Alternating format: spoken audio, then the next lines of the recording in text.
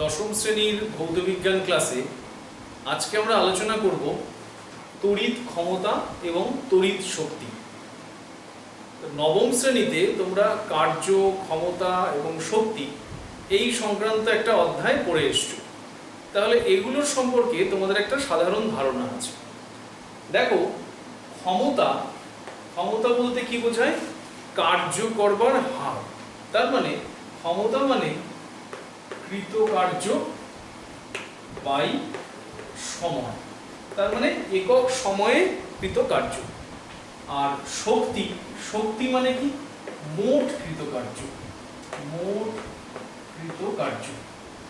তাহলে এই দুটো ধারণা আমরা এই তড়িতের ক্ষেত্রেও ব্যবহার করব, ঠিক আছে? তাহলে এসো আমরা প্রথমে আলোচনা শুরু করি তড়িৎ ক্ষমতা নিয়ে। ধরা যাক কোনো বৈদ্যুতিক যন্ত্রের মধ্যে দুই প্রান্তের মধ্যে বিভব প্রভেদ ভি, এর মধ্য দিয়ে প্রবাহ মাত্রা হলো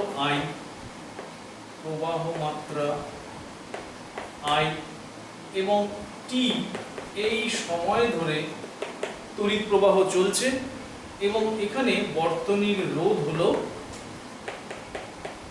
আর। ঠিক আছে? তাহলে টি সময় ধরে মোট কত আধান যাচ্ছে? তাহলে মোট প্রবাহিত আধান, এটাকে ধরা যাক আমরা কিউ ধরে নিয়েছি। তাহলে এটা কি হবে? প্রবাহ মাত্রা আই ইনটু সময় টি। তাহলে টি সময়ে এই পরিমাণ আধান এই যন্ত্রের মধ্য দিয়ে প্রবাহিত হচ্ছে। এবার যেহেতু দুই প্রান্তের বিভব প্রভেদ ভি, তাহলে ভি বিভব প্রভেদের মধ্যে কিউ পরিমাণ আধানকে নিয়ে যেতে হলে কতটা কৃতকার্য হচ্ছে আমরা সেটা বার করি। তাহলে বৈদ্যুতিক কৃতকার্য সমান সমান আধান গুণ বিভব পার্থক্য বা বিভব প্রভেদ। ঠিক আছে? তাহলে এখানে আধান হচ্ছে কিউ, তাহলে এটা সমান আমরা লিখতে পারি বৈদ্যুতিক কৃতকার্যকে আমরা যদি ডাব্লিউ ধরি, তাহলে আধান হলো কিউ গুণ বিভব প্রভেদ হলো ভি, তাহলে কিউ ইনটু ভি। আবার দেখো, আমরা কিউ এর জায়গায় লিখেছি আই ইনটু টি, তাহলে এটা সমান আমরা লিখতে পারি I into T into V, তাহলে এটা হলো বৈদ্যুতিক কৃতকার্য। এবার তড়িৎ শক্তি, তড়িৎ ক্ষমতা মানে কি? এই কৃতকার্য করবার হার, তার মানে একক সময়। এবার যে কৃতকার্য হচ্ছে এই পরিমাণ শক্তি কিন্তু, তড়িৎ শক্তি কিন্তু খরচ হচ্ছে। তাহলে একক সময়ে যে পরিমাণ কৃতকার্য করছে এই বৈদ্যুতিক যন্ত্রটা, বা একক সময়ে যে পরিমাণ তড়িৎ শক্তি ব্যয় করছে, সেটাই হলো এর বৈদ্যুতিক ক্ষমতা। ঠিক আছে? তাহলে বৈদ্যুতিক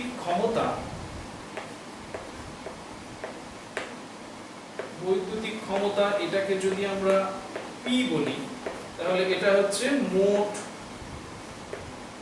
কৃতকার্য বাই সময়। ঠিক আছে? তাহলে কৃতকার্য তো আমরা এখান থেকে পেয়ে যাচ্ছি, আর সময় হলো টি, যদি টি সময়ে হয়ে থাকে, তাহলে মোট কৃতকার্য হচ্ছে I into T into V, এবং সময় হলো টি। তাহলে পড়ে থাকছে কি? V into I. তাহলে আমরা এই বৈদ্যুতিক ক্ষমতার একটা গাণিতিক সম্পর্ক পেলাম, সেটা হলো পি সমান সমান ভি ইনটু আই। তাহলে এটাকে আমরা আলাদা করে লিখছি P equal to V into I. তাহলে বৈদ্যুতিক ক্ষমতার সাথে বিভব পার্থক্য এবং প্রবাহ মাত্রা দিয়ে আমরা একটা গাণিতিক সম্পর্ক পেয়েছি। আচ্ছা, এখান থেকে দেখা যাক যে আমরা আরো কোনো গাণিতিক সম্পর্কে পৌঁছতে পারি কিনা। আশা করি এই অবধি বুঝতে তোমাদের কোনো অসুবিধা হয়নি।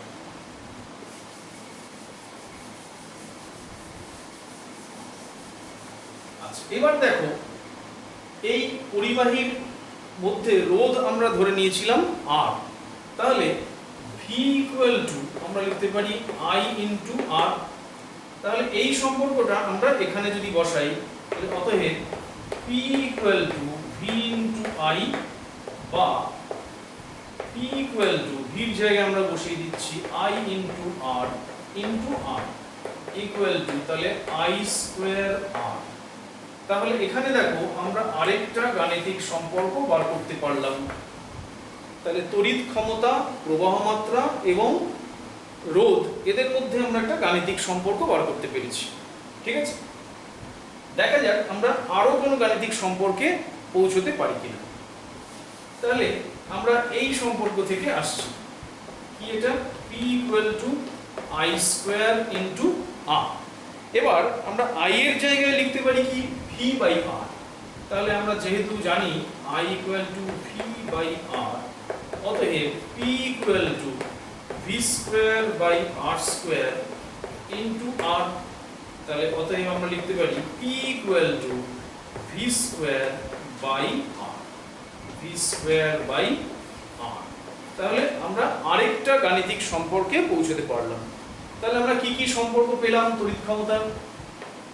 P equal to V into I, এটা একটা সম্পর্ক পেলাম, এটা ধরলাম 1 নম্বর সম্পর্ক।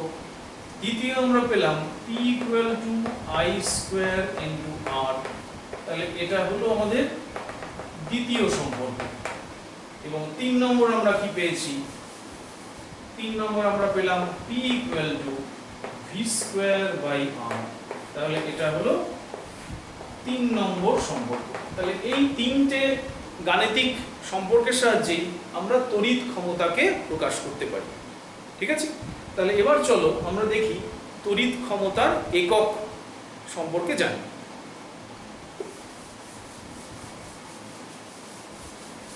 দেখো তড়িৎ ক্ষমতার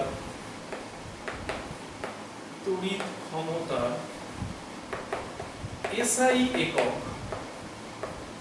একক হলো ওয়াট।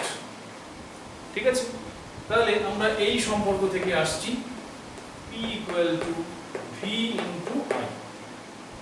যদি V ইকুয়াল টু 1 ভোল্ট এবং I ইকুয়াল টু 1 অ্যাম্পিয়ার হয়, তাহলে P ইকুয়াল টু 1 ওয়াট। তাহলে দেখো এখান থেকে আমরা 1 ওয়াটের সংজ্ঞা দিতে পারি। সেটা কি, কোনো যন্ত্রের মধ্যে 1 ভোল্ট বিভব প্রভেদের মধ্য দিয়ে যদি 1 অ্যাম্পিয়ার প্রবাহ মাত্রা চলে, তাহলে ওই যন্ত্রের তড়িৎ ক্ষমতা হলো 1 ওয়াট। ঠিক আছে, তাহলে এটা ওয়াটের একটা সংজ্ঞা। আবার আমরা আরেকটা সম্পর্ক থেকেও সংজ্ঞা দিতে পারি। দেখো আমরা একটু আগেই বলেছিলাম তড়িৎ ক্ষমতা হচ্ছে কৃতকার্য বাই সময়। এবার কৃতকার্যের এসআই একক কি, জুল, আর সময় যদি আমরা সেকেন্ড ধরি, তাহলে কোনো তড়িৎ যন্ত্র যদি প্রতি সেকেন্ডে 1 জুল কার্য সম্পাদন করে অথবা 1 জুল তড়িৎ শক্তি ব্যয় করে, তাহলে তার তড়িৎ ক্ষমতাকে আমরা 1 ওয়াট বলতে পারি। ঠিক আছে, তাহলে কোনো বৈদ্যুতিক যন্ত্র 1 সেকেন্ডে যদি 1 জুল কৃতকার্য করতে পারে, তাহলে তার তড়িৎ ক্ষমতাকে আমরা 1 ওয়াট বলতে পারি। তাহলে এই গেল আমাদের তড়িৎ ক্ষমতার ধারণা এবং তার একক সম্পর্কে আলোচনা। এরপরে আমরা আলোচনা শুরু করি তড়িৎ শক্তি নিয়ে। তাহলে আমরা আগেই বলেছি তড়িৎ শক্তি সমান মোট কৃতকার্য বা মোট ব্যয়িত শক্তি। ঠিক আছে, তাহলে বর্তনীর মধ্যে কোনো বিভব প্রভেদের মধ্য দিয়ে যদি তড়িৎ প্রবাহ মাত্রা চালু থাকে, তাহলে মোট যে কার্য সম্পাদিত হয় অথবা মোট যে শক্তি ব্যয়িত হয়, সেটাকেই আমরা বলি তড়িৎ শক্তি।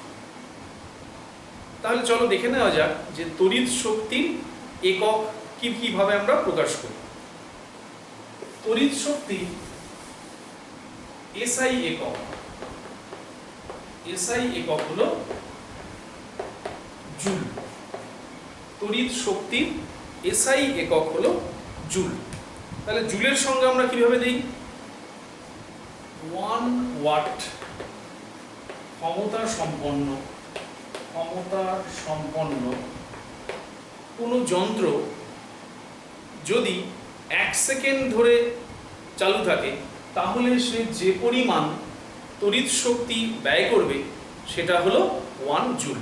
তাহলে কি বললাম? 1 ওয়াট ক্ষমতা সম্পন্ন যন্ত্র 1 সেকেন্ড সময়ে যে পরিমাণ কার্য করবে অথবা যে পরিমাণ শক্তি ব্যয় করবে সেটাই হলো 1 জুল। চলো দেখে নেওয়া যাক জুল ছাড়া আর কি কি একক আমরা ব্যবহার করতে পারি। জুল ছাড়াও আরেকটা একক হলো ওয়াট ঘন্টা। দেখো, যদি 1 ওয়াট ক্ষমতা সম্পন্ন কোনো যন্ত্র 1 ঘন্টা ধরে চলে তাহলে মোট কৃতকার্য অথবা মোট ব্যয়িত শক্তির পরিমাণকে বলা হবে 1 ওয়াট ঘন্টা। তাহলে দেখা যাক এর মানে কি। 1 ওয়াট ঘন্টা সমান লিখতে পারি আমরা 1 ওয়াট ইনটু, ঘন্টাকে যদি আমরা সেকেন্ডে নিই তাহলে 3600 সেকেন্ড। তাহলে প্রতি সেকেন্ডে 1 ওয়াট যদি কাজ করে তাহলে কৃতকার্য মোট হচ্ছে জুলে। তাহলে এখানে আমরা এটা দাঁড়াবে 3600 জুল। মোট কৃতকার্য হবে 3600 জুল। ঠিক আছে? এরপর এর থেকেও বড় আরেকটা একক হচ্ছে কিলোওয়াট ঘন্টা। কিলোওয়াট ঘন্টা। ঠিক আছে?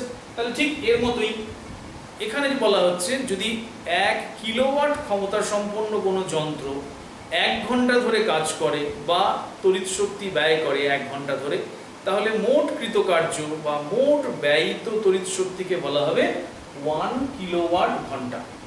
ঠিক আছে? তাহলে 1 কিলোওয়াট ঘন্টা মানে কি দাঁড়াচ্ছে? 1 কিলোওয়াট ইনটু 1 আওয়ার বা 1 ঘন্টা। এবার 1 কিলোওয়াট মানে কি?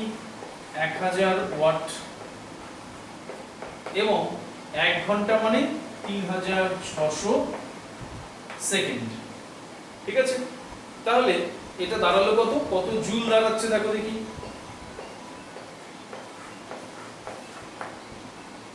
তাহলে এটা দাঁড়াচ্ছে এত জুল। তাহলে এটাকে যদি আমরা এইভাবে লিখি 3.6, তাহলে দেখো এখানে পয়েন্ট আসলে ইনটু 10⁶ জুল। তাহলে 10⁶ জুল হচ্ছে 1 মেগা জুল। তাহলে এটা দাঁড়াবে 3.6 মেগা জুল। তাহলে 1 কিলোওয়াট ঘন্টা সমান হচ্ছে 3.6 মেগা জুল। এবার এই 1 কিলোওয়াট ঘন্টাটাকেই বলা হয় বোর্ড অফ ট্রেড ইউনিট। তাহলে 1 বিওটি, তার মানে 1 বোর্ড অফ ট্রেড ইউনিট মানে 1 কিলোওয়াট ঘন্টা। আমরা যে বিদ্যুতের বিল দিই তাতে আমাদের প্রত্যেক মাসে কত ইউনিট খরচ হয়েছে তার উপরে বিদ্যুতের বিল আসে। তাহলে এক একটা ইউনিট মানে 1 বোর্ড অফ ট্রেড ইউনিট বা 1 কিলোওয়াট আওয়ার। এই পরিমাণ ব্যয়িত তড়িৎ শক্তিকে 1 ইউনিট বলা হয়। ঠিক আছে? আচ্ছা, এখান থেকে চলো আমরা একটা অঙ্ক কষি যার মাধ্যমে এর ব্যবহারিক প্রয়োগ আমরা বোঝার চেষ্টা করি।